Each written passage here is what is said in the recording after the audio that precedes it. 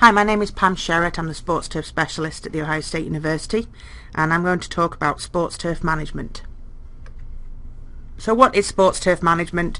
Well, sports turf really refers to anything outside of golf course management. So football fields, baseball, lacrosse field, hockey, lawn bowling, etc. All those different types of sports, athletic fields that are outside of golf. That's what we mean when we say sports turf. One of the most popular games that's played across the world is football, and that has quite an interesting history. It was introduced by the Romans, and the original game consisted of two different villages competing to get a ball from one village to the next without the people from that village stopping them. And it was actually quite a rowdy game, and people actually got killed and maimed during the game. Nothing like it is today, of course. And the terminology of the game football obviously is different depending on where you live. In the United States, obviously, the game of American football is played. Australia rules football in Australia. There's Gaelic football in Ireland. Association football is referred to as soccer in the United States.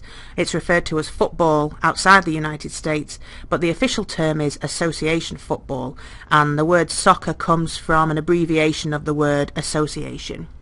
One of the interesting things about the history of some of these sports is that they were once considered a conflict of national interest. Certainly in the UK around the time of Henry VIII, where the king wanted people to practice things like archery that were useful in warfare. They really didn't want people out doing things like lawn bowling and playing football. So some of them were actually banned. Some of those sports were banned back in the old days.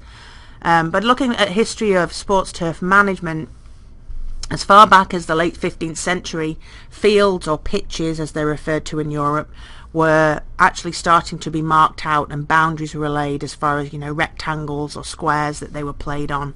And then by the 1800s, regulations and rules of the game came into play and were written. And the first club was in the UK at Cambridge, which is a university there, and the first official game was in the Pennsylvania in the US in 1895. So this is American football. As you can see, this is a synthetic turf that's being played on right now in Ohio Stadium, but this is the game of American football. Outside of the US, this is also termed football. This is obviously association football, or soccer as it's referred to, and we'll talk about the difference between management of soccer fields versus American football fields. One of the other big sports that's played obviously is baseball, baseball and softball. Majority of the work that takes place on a baseball field is in the infield, on the dirt or the clay. Only about 30% of a groundsman's or groundsperson's time is spent looking after grass. The majority of their time is spent managing the dirt or the clay infield. Some of the more uncommon sports that aren't played by too many people but are still very interesting sports, things like lawn bowling and lawn tennis. This is the All England Lawn Tennis Club in Wimbledon. Synthetic turf has obviously been gaining popularity since the late 90s. Synthetic turf is basically an artificial grass carpet that's laid over concrete, and then that carpet is backfilled or filled up with sand and rubber to make it, the sand weighs it down and the rubber makes it soft for athletes to play on. The role of the groundsman or the sports field manager has really changed over the years. They're no longer just expected to mow grass and throw some fertilizer out. The majority are facility managers, so they have to oversee rock concerts, corporate events, ceremonies, weddings. They have to be able to put together and manage something like this. So it's not just about managing grass anymore, it's really more about managing the whole facility. Looking a little bit at the evolution of how we managed turf back in the old days, where they used to use sheep to graze on the grass to keep it short on the old Scottish golf links courses, or they used to cut the grass with scythes. We've come a long way since then. One of the things that really revolutionised the turf grass management industry was the introduction of the reel mower, the mower by Edward Budding in 1830. There's a picture of the original mower there on the left. And then some of the other advances, obviously fertiliser, being able to use a granular fertiliser rather than having to, put out cow manure or horse manure. That was huge. The fertilizers were introduced by the Scott's Company in Marysville back in the early 1920s. And then since then, obviously, we've had advances in weed control, disease control, insect control, mechanical equipment like aerators and scarifiers that you'll see later have also somewhat revolutionized the industry. So back in the 70s, 80s, 90s, it wouldn't have been unusual to watch a game on TV and see it, mud bath, standing water, muddy conditions, players covered in mud. We've come a long way since then even. If you do watch Premiership soccer games, or you watch American football games or baseball games, the majority of those fields now look as good on the last day of the season as they did on the first day of the season.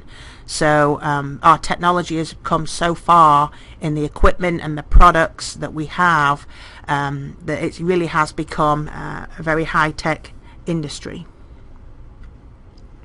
Sports turf is a profession. What do our graduates go on and do? Well, they can become a head grounds person, a field manager of a facility like a stadium.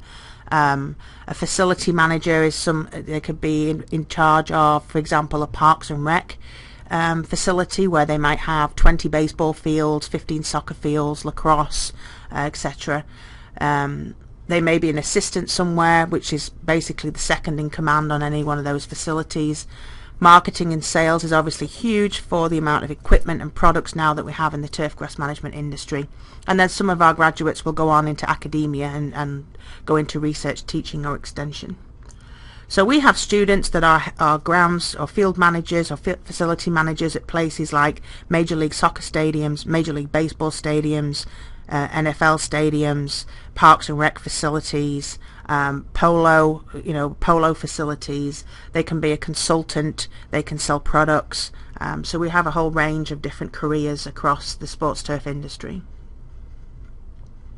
The sports turf industry, or the turf grass industry, is worth a lot of money to the economy, and between 40 and 60 billion dollars across the United States. So it's a huge industry.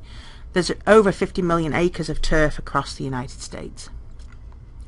So we'll just look at Ohio. The Ohio economy, about $4.6 billion goes from the turf grass industry and contributes to the Ohio economy. Over 40,000 people are employed in turf grass in the state. We've got over 4 million acres of turf in the state of Ohio. This is a census that was done back in 2008, and they were found that there was 267 million people in the United States that are age 7 and above, and about 80 million people are regularly playing sports on turf. This is a breakdown of those sports. As you can see, about 25 million people play golf, and then 15 million people play baseball and soccer, and about 12 million play softball, and about 10 million people play football. So that's a huge amount of people, 80 million people playing sports on turf. So it obviously does have an economic benefit, and it also has a health benefit to many people. In Ohio, we have about 34,000 acres of athletic turf in the state. We have over 700 golf courses. This is one of Westerville's high school's baseball fields. In addition to the economics and the health benefits, obviously, we're going to look at some of the benefits. Why do we have sports fields? Why are they important? Well, obviously, they're important for the environment. They're important for sports and recreation, and they're important as a function of our urban living. The number one environmental reason for turf, obviously, is soil stabilization. It's a perennial ground cover, and it can be mowed. Many years have been spent trying to look for alternatives to turf. People want to have an alternative to turf grasses. They don't want to mow it. They think it's high maintenance. What can we have that's an alternative? Well, there really isn't anything out there. Why is turf grass so special? Well, because the number one thing that sets it apart from other plants is that it can be mowed and not die. So we can chop this plant, we can chop the top off this plant and it won't die. It's perennial, it's a ground cover, it can stabilize soil, it can be mowed, and it can withstand traffic from people, from dogs, from kids. So it's hard wearing, and it can withstand mowing, and it's perennial. So this is what makes it such a great plant as far as soil stabilization and erosion control.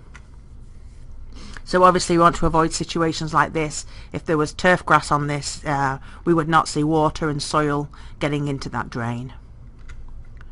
And there's been many runoff studies over the years, Wisconsin, Minnesota, New York, to name a few, showing that turf grass, because it's a perennial crop that's a dense ground cover, it does prevent not just water runoff and sediment runoff, but also nutrient runoff. One of the other things that turf is good for is to sequester or store carbon. We obviously pump carbon dioxide into the atmosphere by burning fossil fuels, and by running cars and aeroplanes and having feedlots and doing all these other things we do to pump carbon dioxide into the atmosphere. Our levels are increasing, obviously. One of the things that plants like trees and shrubs and turf can do is to store carbon in their underground storage systems and in the actual plant. 66% of the turfgrass plant is actually below ground, and that soil organic carbon can be captured in that organic matter underground. So an athletic field should be able to store about 700 pounds of carbon. A nice way of saying that, or an easy way of saying that, would be one soccer field can store enough carbon to offset a car being driven 3,000 miles. But obviously the amount of amount of carbon a plant can store also depends on the amount of carbon it takes to take care of that plant. So if you are mowing it, and obviously if you use a gas mower, we've had to burn fossil fuels to make that gasoline. So we have these inputs which require us to burn fossil fuels, and that the burning of fossil fuels releases carbon in the atmosphere. So what we need to do to be sustainable is to limit and to be very careful about the amount of input that we put into the turf, to make sure that the amount of care that the turf needs is not greater than the amount of carbon that turf can store. And we know from experience and from research that if a turf grass is managed properly, it can store more carbon than it takes to take care of that turf.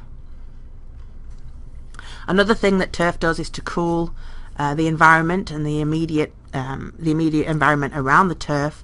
A typical lawn, Kentucky bluegrass lawn, has about 9 million individual leaves, or shoots we call them. Golf green would have about 72 million. And what happens when the turf grass on a hot sunny day, it will transpire, it will sweat. You'll get this pull of water up from the roots through the plant, and then that water will exit via the stomatal openings in the leaf. And as that water exits the leaf, it immediately cools the environment around that plant. So we can have, in an urban heat sink where we have lots of houses in a city and we don't have much green space, we can have a 10-degree difference in heat in the urban environment versus somebody living, in the countryside. If we have green space in an urban environment, it can significantly lower that temperature, that urban temperature. This is research that was done at Brigham Young, showing that on an 81-degree day, the natural grass is either about the same as ambient air or slightly lower at 78 degrees compared to all the other synthetic or hard surfaces that could be, as hot as 117 degrees. Moving on from the environmental benefits, obviously sports and recreation is a huge benefit to mankind. There are, as I said, 80 million people that play sports on turf. The Centre for Disease Control estimates that 17% of American children and adolescents are obese. And obviously we cannot downplay the role that outdoor green space and athletic fields can play in trying to prevent that epidemic of obesity with kids and youth in the United States. So we need to give them places to play soccer, to play frisbee, to walk the dog, to play golf. We have to have this urban green space to offer our children and the youth and our adults somewhere to get fresh air and to get exercise. So many parks and rec facilities will have league sports, and obviously there's a lot of golf courses that will offer sports as well. There could be intramural sports or NCAA sports, etc. But we can't downplay the importance of getting kids away from video games and away from the TV and getting them outside for fresh air and for exercise. Turf grass, if you look at the urban environment, is everywhere. It's on the side of riverbanks to stop water and salts and hazard wastes getting into the water. It acts as a biofilter. It's used in the urban environment to cool the environment down, as I said. It just improves the quality of life for people. People want to see green space. They want to use green space. They want to lie on it and play frisbee on it, have cookouts on it. They want to be able to walk their dogs, exercise, get exercise for themselves and their children. So we need green space in the urban environment. So as you stop listening to this and you go outside, look and just see just how much turf grass or green space there is outside, and it's especially important in the urban environment that we continue to develop green space. What are some of the issues, the challenges, the problems in sports turf management? Well, it's a little bit different to golf. First of all, in sports turf management, we have what we call we can have a micro environment, which basically means, for example, in a stadium where you have walls and a roof, we create these environments where there's very little sunlight, very little air movement. These micro environments are created that are quite difficult to manage. It's difficult to manage and grow plants in darkness and with no air movement. So there's been technologies over the years that have improved that we'll talk about. A lot of our sports are played at times of year that is not good for turf grass growth. So we play sports in winter, we play sports during inclement weather, and that can be a challenge in sports turf management. We have a lot of traffic and wear. Our athletes will wear cleats, and some of these athletes are very large, very muscular. They push into the grass, they slide across the grass, create a lot of traffic. And then one of the issues we have in sports turf management is the type of soil or dirt that the grass is grown on. We obviously have to have something that drains freely so that we don't have a mud bath during a game. So we use a lot of sand, which we'll talk about. Unfortunately, sand is not stable. It'd be like trying to play football on a beach. Trying to run on sand, it's very unstable. So that's one of the issues we have in sports turf, is trying to overcome that drainage versus stability issue as far as the dirt that we grow our grasses on. And the issues are a little bit different in golf. As you can see, they have a huge acreage to take care of, and they have very intensely managed areas that have a lot of disease and drought and other stress. And obviously green speed is something that every golfer wants to know what that is and how they can get that improved. But we're just going to concentrate on sports turf and some of the challenges that we have in that. This concludes the slideshow for the sports turf overview.